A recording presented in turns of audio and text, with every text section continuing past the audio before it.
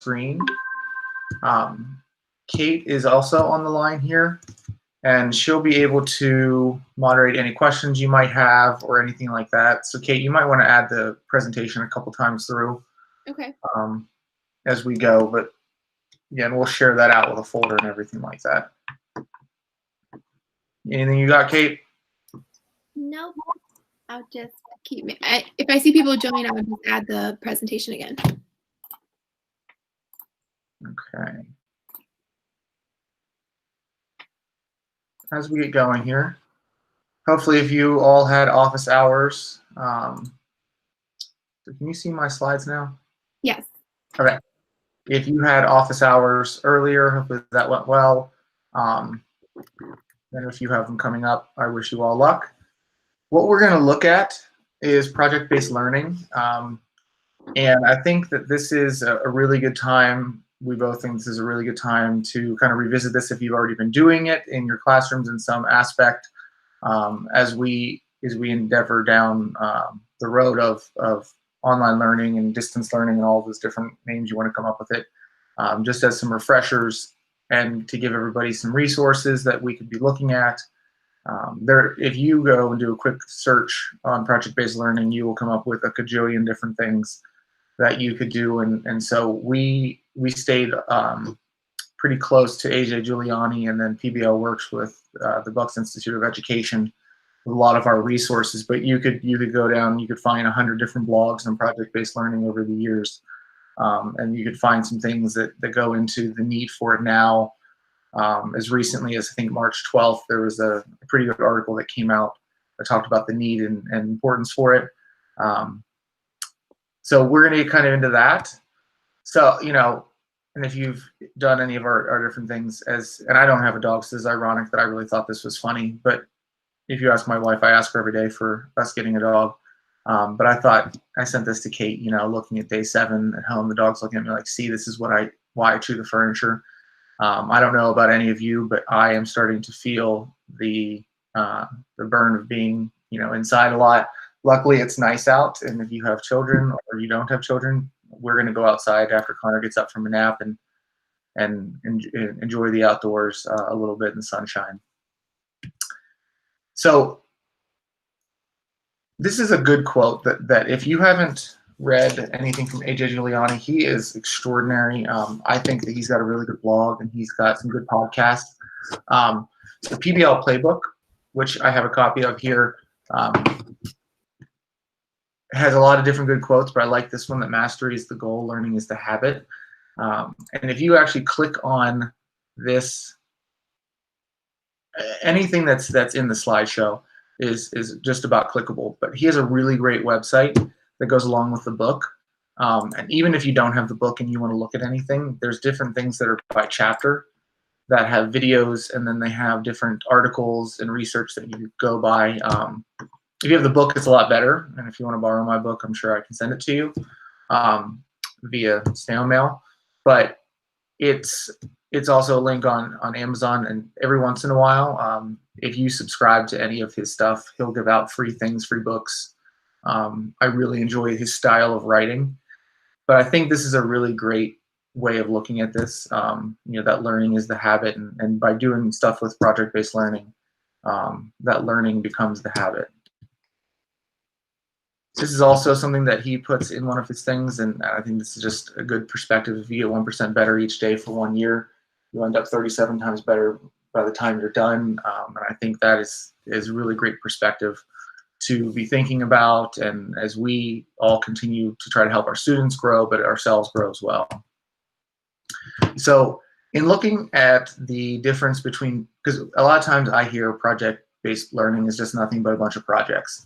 And at the sake of being text heavy, we put a couple of different things that would be comparison-wise that I think are really super important when we are considering the differences between the two. And these are some of the biggest ones that, all of these I like.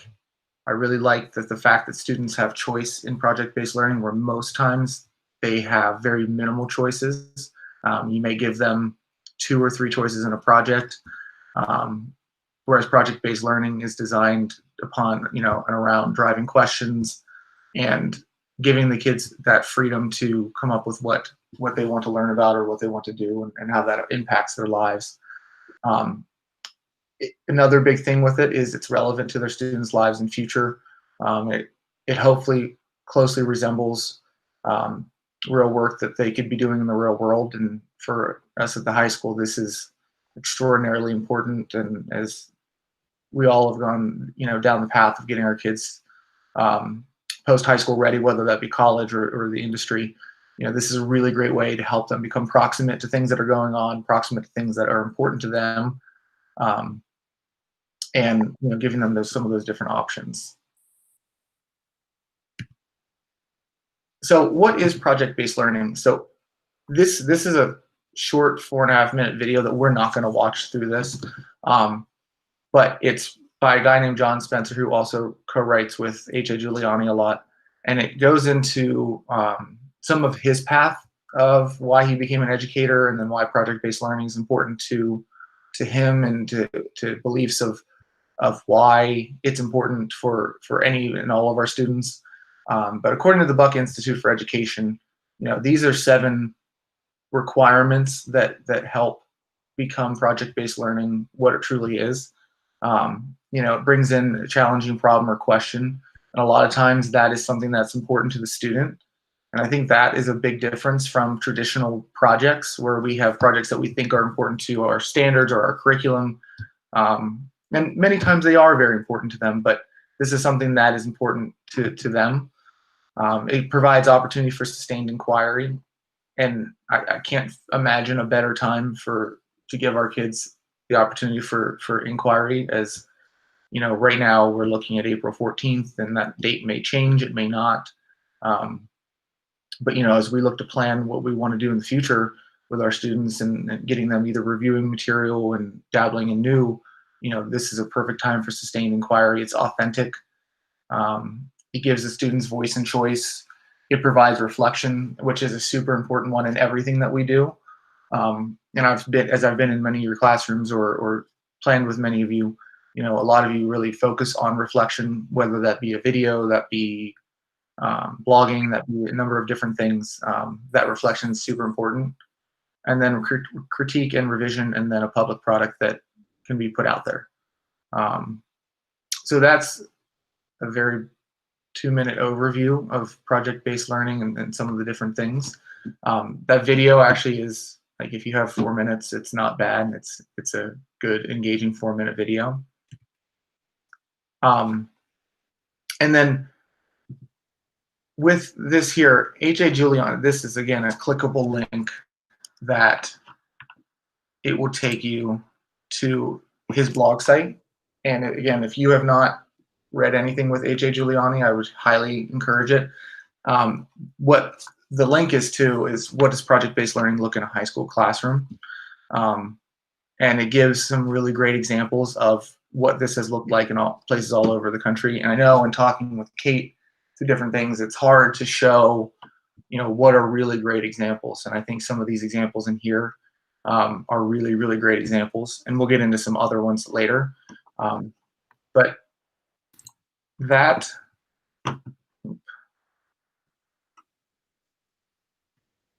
slide here, this is what project-based learning can do. It provides academic achievement, 21st century competencies, which we've heard for how many years now are important. It provides equity, motivation, which is a huge one. And especially now that we're going down a path where our students aren't in front of us every day. And we have to rely, as Nick and I were talking before everybody came on them coming in and checking in through office hours, or our engagement with them after that, motivating them with different activities that are proximate and real to them is super important, I think. And this is a really great time to be doing this. This is one of the reasons why we offered it out there as an option. And actually a lot of people really signed up for that. And then, teacher satisfaction, because if the kids are enjoying it, if the kids are motivated and they're engaged, it makes it easier to go back and forth with them and be able to work with all of that.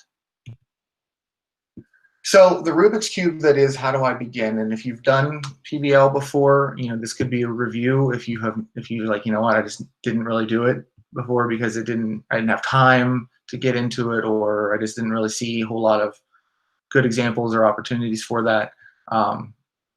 What we've included here is a checklist that gets into some things that you can think about. And the idea for these is to give you different talking points and thinking points, you know, and whatever you're creating as your parameters, these are, you know, what do you want to have them be able to do, and what have you included in that? So I think this is something that's concrete that you could use for planning and consideration, especially when we get into, you know, what the learning targets are going to be, the standards that are lined through it, what's the student choice going to look like? Because it doesn't have to be just student choice, you pick whatever you want, but like what technology applications are you going to, how are you going to show your and demonstrate your understanding, different things like that. So that's clickable. You can download this straight from the presentation. And then we have in here a project planner that, sorry, keep going inside and out, but if you click on that, it will ask you to create a copy. So this can be your copy forever and ever. You can do whatever you want with it. But in here, when we found this, we thought this was a really good concrete way of looking at the project plan. You know, what would be the overview? What is our driving question? You know, and some of these things are more to the middle, but you take out whatever you want. You know, what are the learning goals? What are the standards we're looking at? And I like that it brings in success skills, literacy skills, a number of different things. And then one of the big things that's really tough, if you've ever done this, to manage is the milestones. So, you know, you'd be saying, Andy and Kate, it sounds really great. I could do this. My kids could have choice, but how do I keep them on project milestones in this case, or timelines? And this is something that's concrete that you could give to the kids. It could be for your own purposes, and this could be back and forth that you could do with them. And then it gives in, you know, a couple of different ways to look at that, and then some supporting plan resources for lesson planning.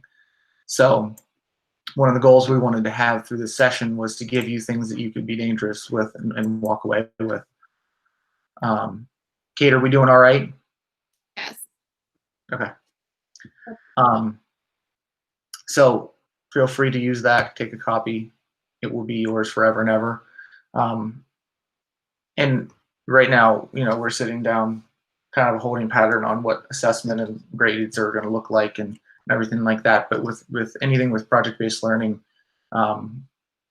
honestly, rubrics are one of the ways that I've found the most success with doing this, because then it gives some different things. So what we have are two different examples, and I'm going to show you a site where you can get a ton of different rubrics that you could morph into one that's your own, or you could use these.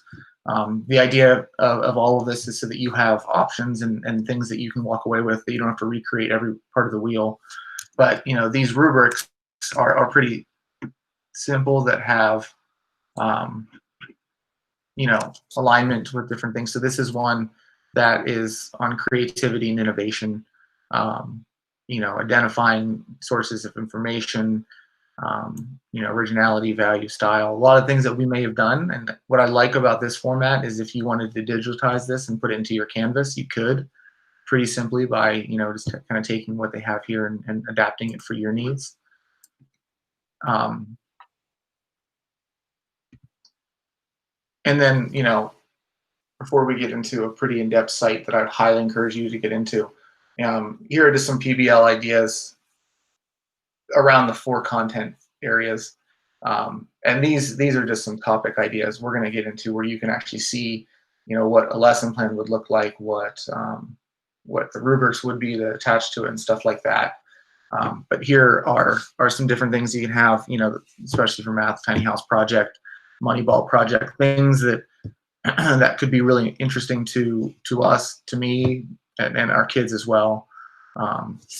So if you go to the last slide, there's going to be an image that takes you to PBL Works through the Buck Institute for Education. So if you go there, it's something that you can actually create an account for, and it gives you a lot of different things. But what I really like about this is, which is why we kind of gravitated towards this for a lot of reasons, but one of them is it's organized in a very like teacherish way. This was created by teachers, former teachers, and everything like that. So the first part here, it gives you projects that you can go and look through. So, and you can get it down to a subject area. You can get it down to a grade level. So if I want to do 9 to 12, and I'm looking for something math related. So, you know, obviously there's going to be something here for pandemic, as that's proximate and real to our time right now. But if we wanted to look for, you know, planning for the future, here can be, and some of them have a lot more than others. It'll give you a description of what that looks like, what the final products could be, standards, and then it'll give you then like a project overview idea. And it'll give you what grades this would be ideal for, some driving questions. It at least gives you a good place to start. And depending on which ones you look at, there's ones that get more and more in depth.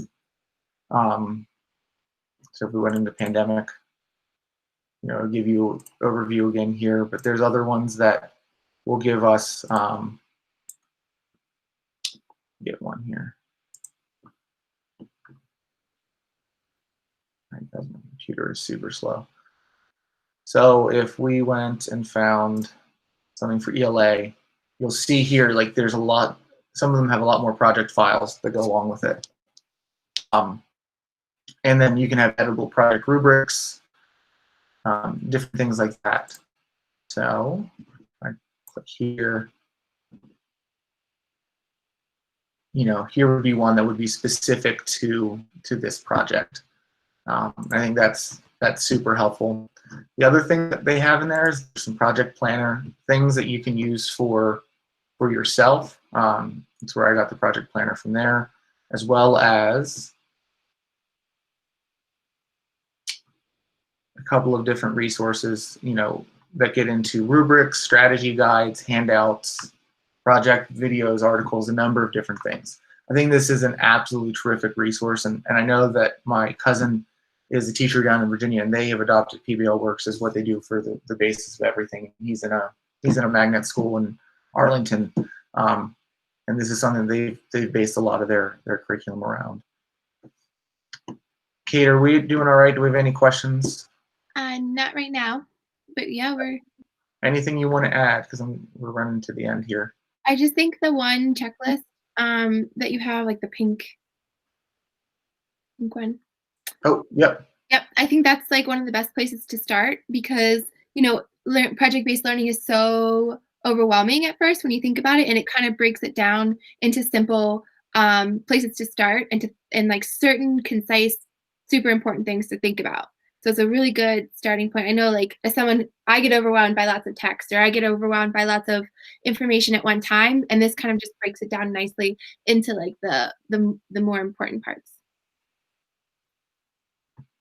Yeah, I agreed, and you know, go off of that. This is where I would start if you're considering doing this. I know many of you are either in the process of planning or have planned next week, but if and when we go into deeper weeks, this could be something that could be a 2 to 3 week process where you have check-ins, and your office hours can be, you know, I want you to meet with me during this time to do check-ins on where you are, and that's where, you know, some of those project milestones can really come in. And I don't want to speak for Kevin, James, and Melissa, but I think this would really be an ideal way of pulling together a lot of things that go along with your curriculum that could be real world for the kids. I know that some of the things that normally we would ask them, you know, whether it be going and meeting with a business within our community or anything like that, they could do calls. There's a lot of different ways that we can encourage some of that research and inquiry. So not to cut it short here, but does anybody have any questions on or things that they would want to see, idea needers or anything like that?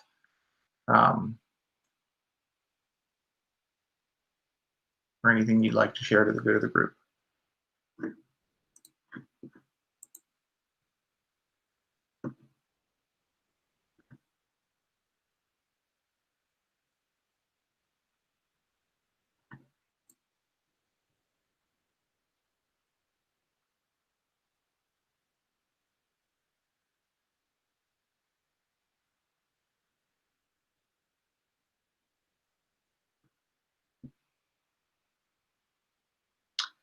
we can also use this opportunity if anybody has any questions that isn't PBL related, but you have Kate and I for however long we have us for, to use and abuse that time. Hey, Andy, this is Scotty. Hey, I wasn't able to do the meeting this morning and wanted to know when you'll have that information posted, because I'd really like to see the information from the Google Hangouts. Yep. So we're going to do one more session, Kate and I, at 2:15 Today? Yep. And then once we have that one done, and we will. I'm going to post everything. If we get done a little bit early, I might do that while we're waiting for the other one to begin. But they'll definitely be up by no later than 4 o'clock. Okay, appreciate it. Thanks, man. Yeah, sure.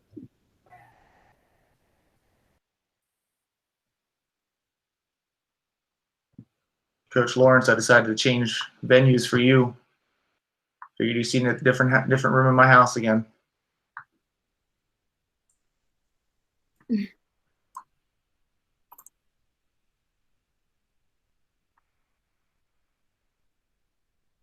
I think you need some decorations. Yeah, we're getting there. Listen, the fact that this room isn't just piles of boxes is a really positive start. That's a big step. You did well. Thanks. Mhm.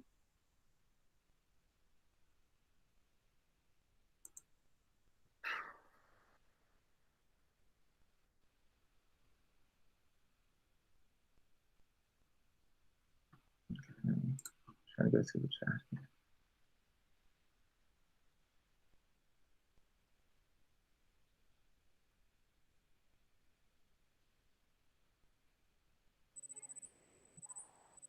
I think I need to make coffee for the next session.